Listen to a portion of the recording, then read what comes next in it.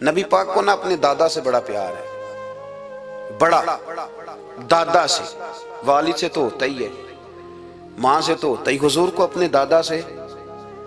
بخاری شریف میں حدیث ہے، جناب ابو سفیان رضی اللہ تعالیٰ عنہ حدیث کے راوی ہیں، فرماتے ہیں کہ جنگ میں حضور کے ساتھ تھا فتح مکہ کے بعد، تو کافروں نے بڑا شدید حملہ سامنے سے کر دیا۔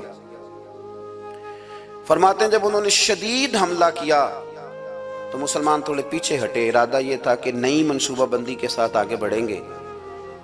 کہتے ہیں میں نے نبی پاک صلی اللہ علیہ وسلم کے گھوڑے کی لگام تھامی ہوئی تھی، صحابہ پیچھے ہٹے پر حضور نہیں پیچھے ہٹے اور آگے بڑھے، تو میں نے کہا یا رسول اللہ سب لوگ پیچھے ہٹ رہے ہیں، ذرا پیچھے ہٹ کے نئی حکمت عملی، نئی تازگی کے ساتھ وار کریں گے تاکہ مقابلہ کر سکے، تو جنگ کا موقع ہے، جنگ کا وقت ہے۔ اور حضور وہاں نعرہ کیا لگاتے ہیں؟ فرمایا پیچھے نہیں ہٹنا، کیوں؟ انا النبی لا کاذب، انا ابن عبد المطلب لا کاذب، فرمایا پیچھے نہیں ہٹنا ہے، ایک تو اس لیے نہیں ہٹنا کہ میں نبی ہوں اور یہ بھی سچ ہے، اور اس لیے بھی پیچھے نہیں ہٹنا کہ میں کوئی معمولی آدمی نہیں، میں عبد المطلب کا پوتا ہوں۔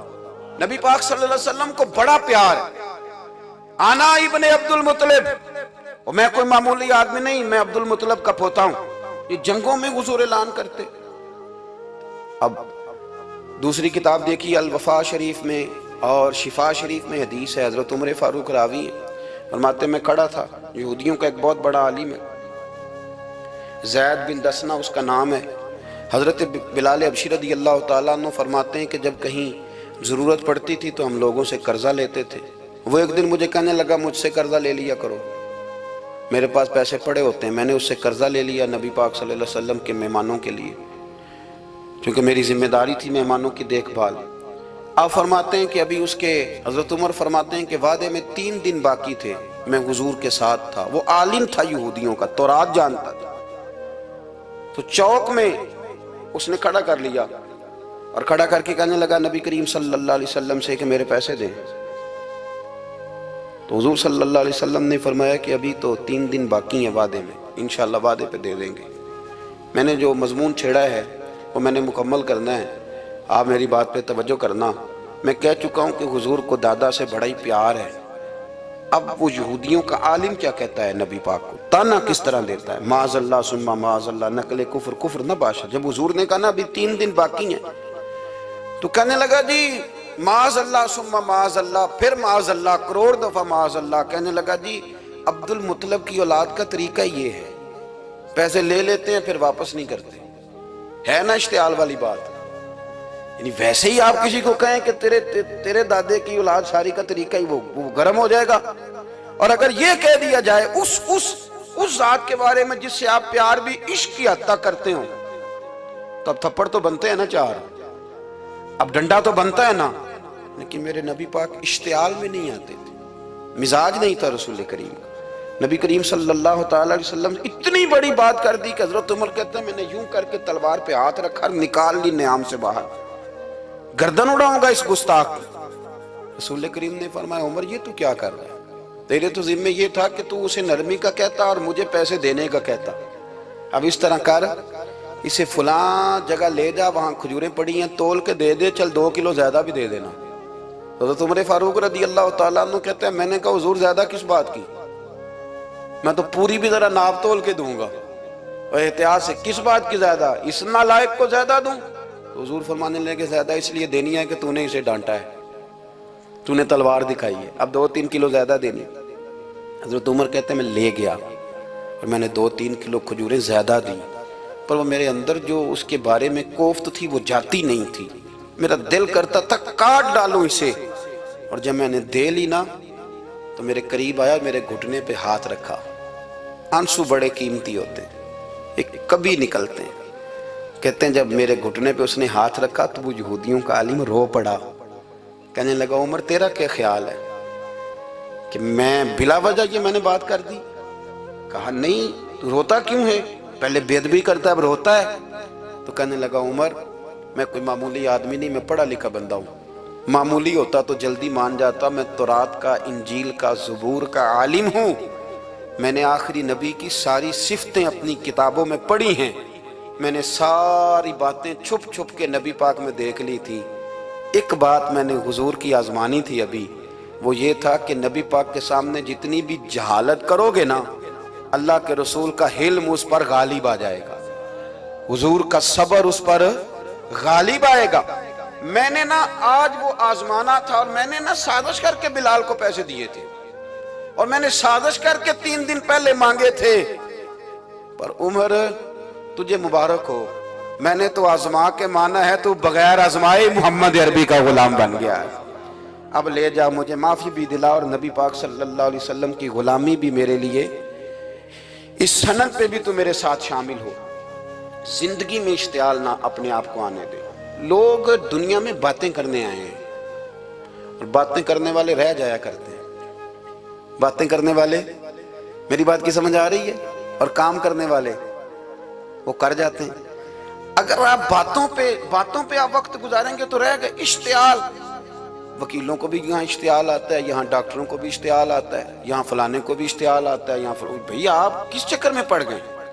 اگر آپ کو اشتعال ہی آنا ہے، آپ دیکھیں نا اہل طائف نے نبی پاک کے ساتھ کیا کیا۔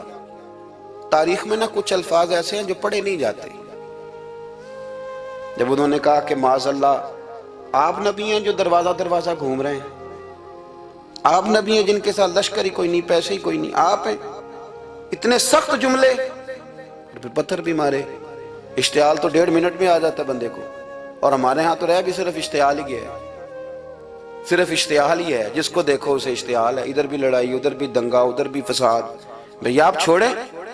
رسول کریم علیہ السلام کو حضرت زید بن حارثہ نے کہا حضور دعا کریں گے تباہ ہو جائیں، نبی پاک نے فرمایا، لفظ حدیث کے فرمایا، لم ابعث لعانا، فرمایا میں کو تانے دینے والا بن کے آیا ہوں، میں کو وہ ہوں جو تانا زنی کروں گا، بد دعا دوں گا انہیں۔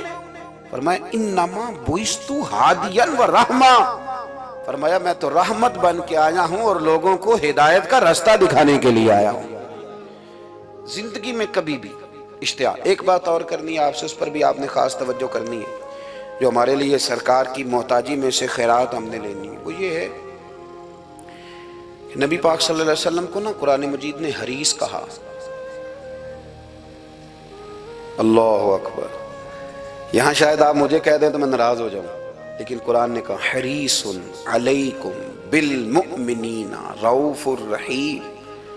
اللہ کرے کہ ہم قرآن کے الفاظ پر غور کریں۔ حریص علیکم، اے میرے محبوب کے غلاموں، نبی پاک صلی اللہ علیہ وسلم نا تم پر حریص ہیں، یعنی تمہاری بھلائی چاہنے میں جلدی کرتے ہیں، تمہاری بھلائی چاہنے میں۔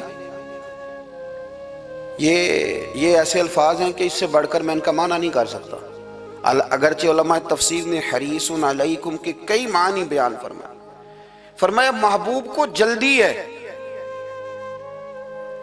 بیٹا بھی اماں سے کہتا ہے اماں آہستہ آہستہ ہی میری ترقی ہوگی نا۔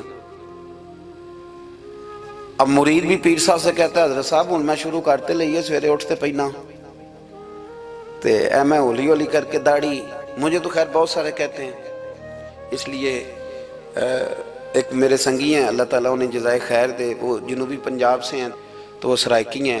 اب ہمیں اللہ نے یہ اعزاز دیا ہوتا ہے کہ ہمارے پاس ہر زبان کا بندہ ہوتا ہے، اس لیے کئی دفعہ اپنی زبان بھی گڈ مڈ ہو جاتی ہے، کیونکہ سب سے بات کرنی ہوتی ہے نا جی۔ تو مجھے کہنے لگے ایک دن فون کر کے پیر صاحب مبارک ہو گئے۔ میں نے کہا جی خیر مبارک، کیا ہوا؟ کہنے میں ان چھوٹی چھوٹی داڑھی رکھ لئی اللہ دے فضل نہ۔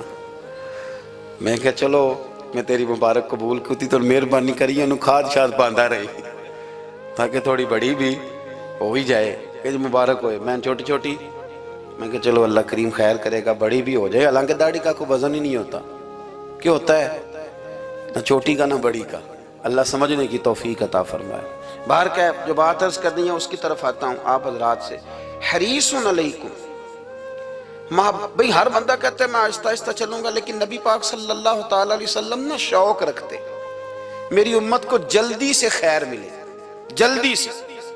آپ دیکھیں نا ہم نے نا اصل میں سنی تقریریں، سنانے والوں نے سنا دیں، بس وہ ٹھیک ہے ایک نظام ہے، لیکن کبھی کبھی نا ہم الجھ جاتے ہیں، اڑ جاتے ہیں کہ یار ایسے بھی ہوتا ہے۔ نبی پاک جلدی کرتے ہیں اپنی امت کو خیر دینے میں، جلدی۔ حضرت ابو ہریرہ نے حافظہ مانگا تو فٹافٹ دیا حضور، حضرت جابر ابن عبداللہ نے کہا حضور گھر میں غربت ہے، تو فرمایا یہ کلو لے جا، کھول کے نہ دیکھنا کھجوریں، کھاتا رہنا، ختم کوئی نہیں ہوگا۔ جس نے جو مانگا نہ جو، ذرا جلدی کر کے، مرنا ہے، پھر قبر میں جانا ہے، پھر قیامت تک قبر میں لیٹنا ہے، پھر قبر سے اٹھنا ہے۔ وَإِذَا الْقُبُورُ بُعْثِرَتْ عَلِمَتْ نَفْسٌ مَا قَدَّمَتْ وَأَخَّرَتْ، پھر وہاں سے اٹھ کے حساب دینا ہے۔ حساب کے بعد جنت دوزخ کا فیصلہ ہونا ہے۔ اور میرے نبی پاک صلی اللہ علیہ وسلم کو بڑا شوق ہے امت جلدی جلدی جنت میں جائے، لہذا فرمایا ابو بکر تو بھی جنتی ہے۔ حضور وہ قبر، وہ اٹھنا، وہ حساب کتاب، فرمایا میں جانوں اللہ جانے۔ عمر تو بھی جنتی ہے، عثمان بھی جنتی ہے، علی بھی جنتی ہے، طلحہ بھی جنتی ہے، زبیر بن عوام بھی جنتی ہے، طلحہ بن عبید اللہ بھی جنتی۔ 10 بندوں کو نہ کھڑے کھڑے جنت۔ امام حسن اور حسین پیچھے کھیل